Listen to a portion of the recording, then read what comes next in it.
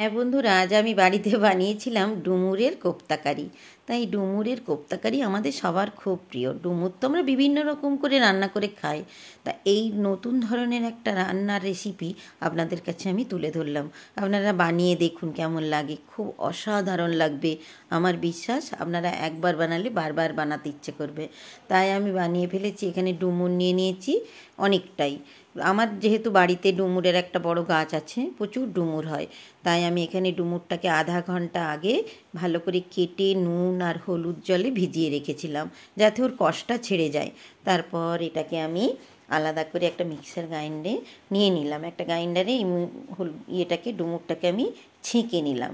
দিয়ে তারপর ওতে দিয়ে দিলাম আগের দিন আমি ভিজিয়ে রেখেছিলাম মসুর ডাল। মসুরির ডাল হচ্ছে ভীষণ টেস্টি। তা আমি আগের দিন ভিজিয়ে রেখেছিলাম, দিয়ে পরের দিন ছেঁকে ওই গ্রাইন্ডারে দিয়ে দিলাম। তার সঙ্গে দিলাম কয়েকটা কাঁচা লঙ্কা, দিয়ে এটাকে আমি খুব ভালো করে পেস্ট করে নিলাম। দেখুন কি সুন্দর একটা পেস্ট হয়ে গেছে আমার। তারপরে দিয়ে দিলাম লবণ, লঙ্কার গুঁড়ো, বেকিং সোডা, তারপরে দিলাম আদার বাটা, আদা বাটা। এতে আমি একটু আদা বাটা অ্যাড করেছি। আদা বাটাতে এই পেস্টটা আরও বেশি খেতে সুন্দর হয়। তাই এর সাথে আমি আরেকটু অ্যাড করেছি ময়দা।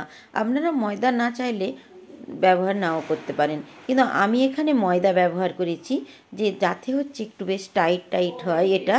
এবার সুন্দর করে যাতে আমি এটা বানাতে পারি।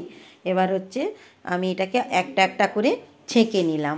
একটা একটা করে ছেঁকে ভালো করে এটাকে আমি হচ্ছে ভেজে নেবো। এটাকে একটু সুন্দর করে আমি এটা ভেজে নেব। এবার হচ্ছে আমি এটা ভেজে, দেখুন কি সুন্দর লাল লাল করে ভাজা হয়ে গেছে আমার বড়াগুলো।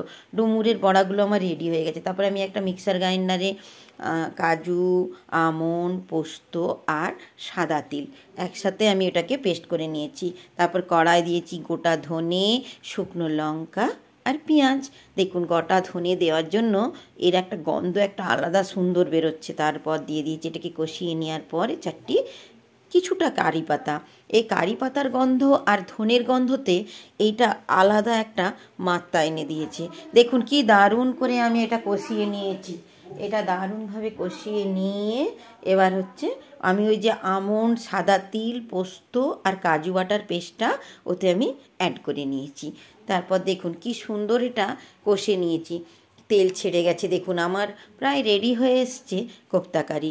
দেখুন একটা বেশ ভালো গন্ধও বেরোচ্ছে এবং দেখতেও খুব সুন্দর। তারপর আমি ওতে একটু অ্যাড করেছি ওই যে জলটা ছিল, কাজু বাটা, তিল, পোস্ত, আমন্ড বাটার যে জলটা, ওতে আমি ঢেলে দিয়েছি। দেখুন কি সুন্দর একটা এটা ফুটে উঠেছে। তারপর এতে আমি একটু দই ব্যবহার করেছি, টক দই। আপনারা দই না ব্যবহার করলেও পারেন, কিন্তু আমি করেছি টক দই। টক দইটা একটা তরকারিতে খুব সুন্দর একটা মাত্রা এনে দেয়। টক দই দিয়ে তরকারি অনেকেই করতে পারি আমরা। তাই আমি টক দইটাকে ভালো করে ফেটিয়ে নিয়েছিলাম। তারপর একটু ওতে আমি ধনে পাতা অ্যাড করেছি। একটা একটা করে বড়া দিয়ে বেশ ভালো করে এটাকে ফুটিয়ে নিয়েছি। দিয়ে তারপর রেডি হয়ে গেছে আমার ডুমুরের কোপ্তাকারি। দেখুন কি অসাধারণ খেতে হয়েছিল, কি বলবো। ডুমুরের কোপ্তাকারি, এই ডুমুরের কোপ্তাকারি আপনারা বানিয়ে দেখতে পারেন একবার।